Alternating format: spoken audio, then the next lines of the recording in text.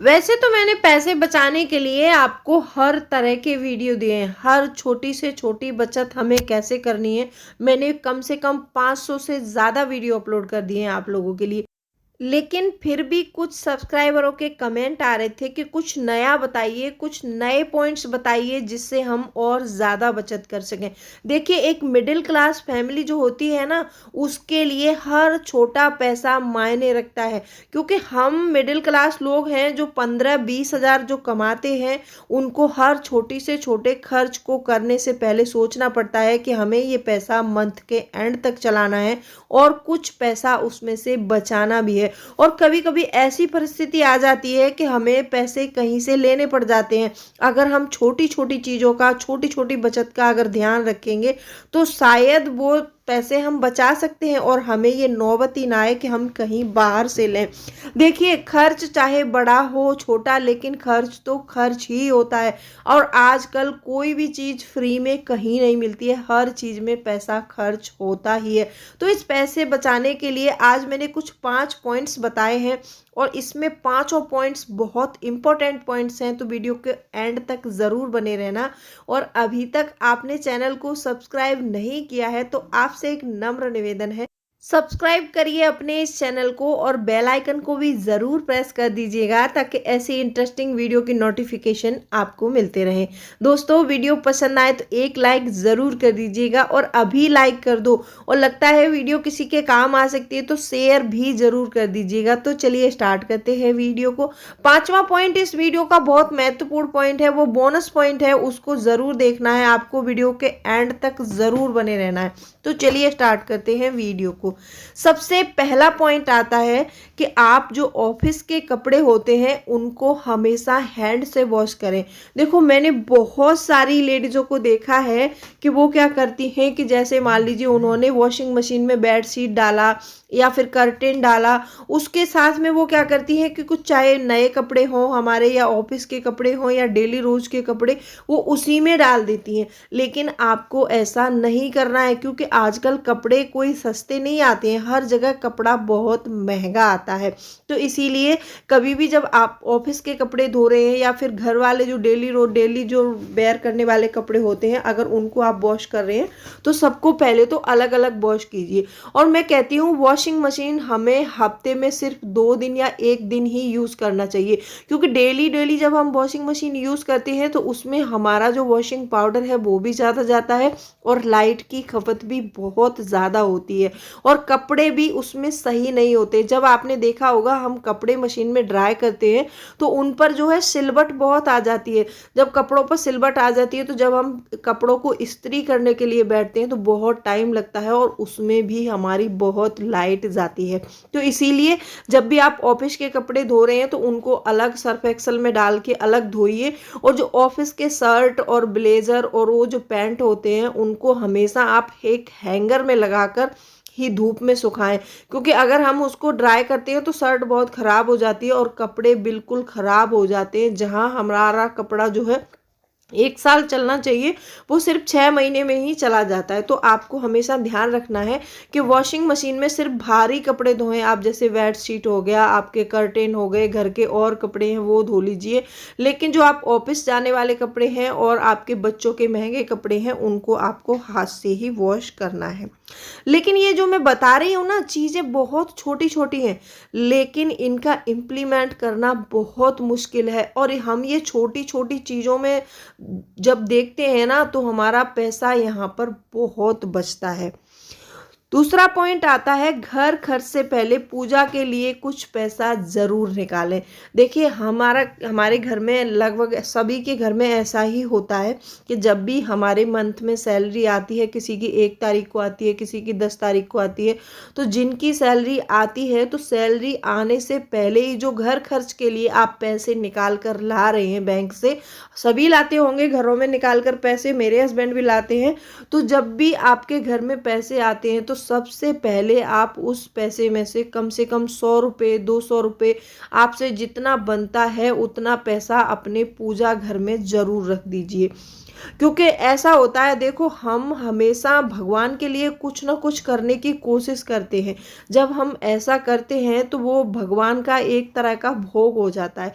जब किसी भी चीज़ का हम भगवान को सबसे पहले भोग लगाते हैं ना, तो वो चीज़ हमारे घर में दिन दूनी रात चौगुनी हो जाती है।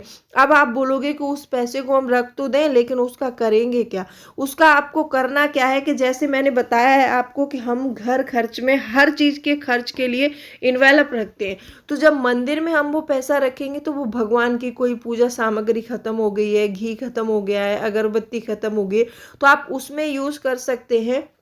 अगर आप उसमें यूज़ नहीं कर पा रहे हैं, फिर भी पैसा एक्स्ट्रा हो रहा है, तो आप कहीं भी मंदिर वगैरह में जाकर, जहाँ पर गरीब बच्चों को आपने देखा है, वहाँ पर उन पैसों से कुछ खरीद कर उन बच्चों को डोनेट कर सकते हैं।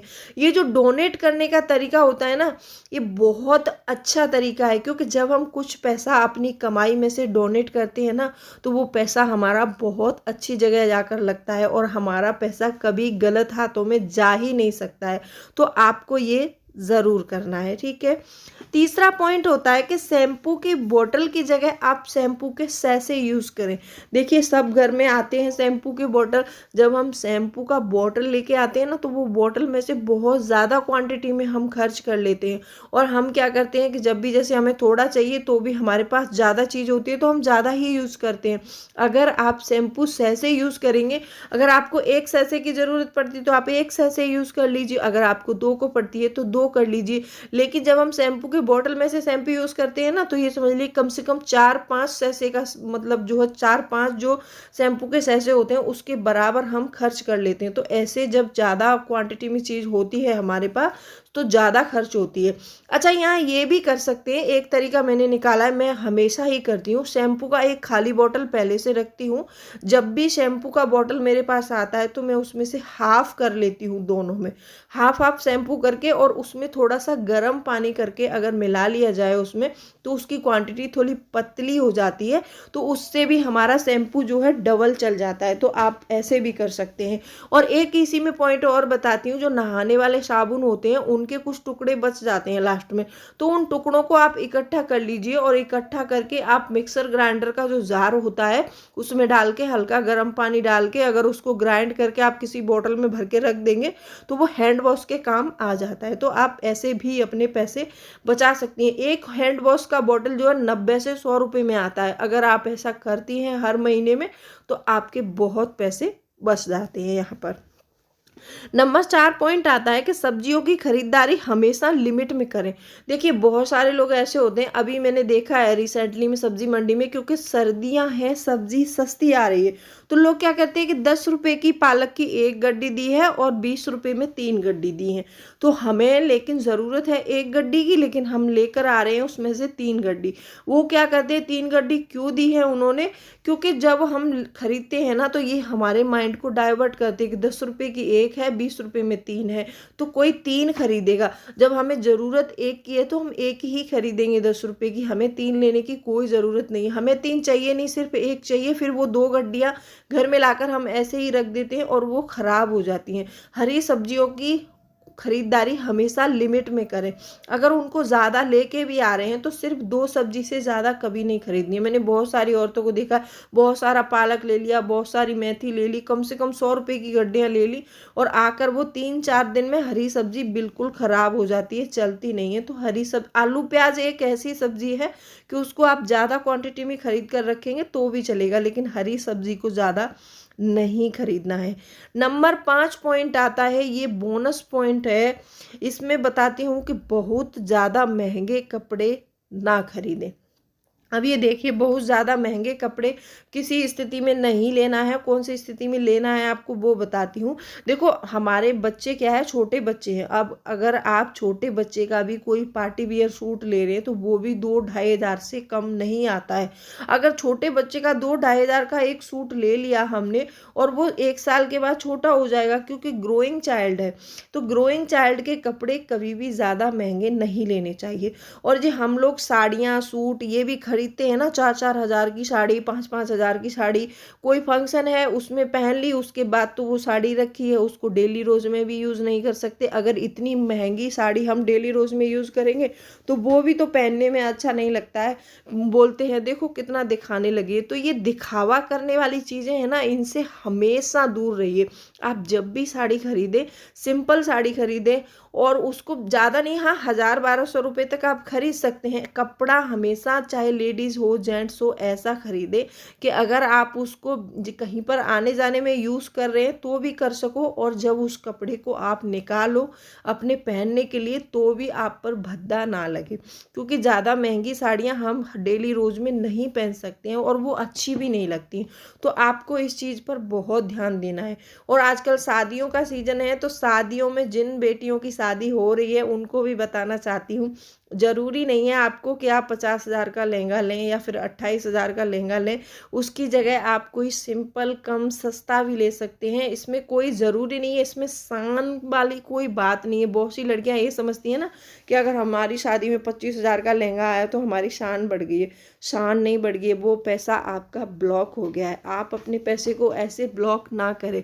25,000 को आप कहीं भी निवेश कर दीजिए तो देखिए कितना पैसा बनेगा। अगर आपने 25,000 का लहंगा ले भी लिया, मान लो शादी पर पहन लिया या फिर किसी 2-3 साल में किसी एक फंक्शन पर पहन लिया, तो उससे क्या होता है, वो 25,000 रुपये आपके ब्लॉक हो गए। तो आपको ऐसा नहीं करना है, हमेशा सोच समझ कर कपड़ों की खरीदारी करनी है।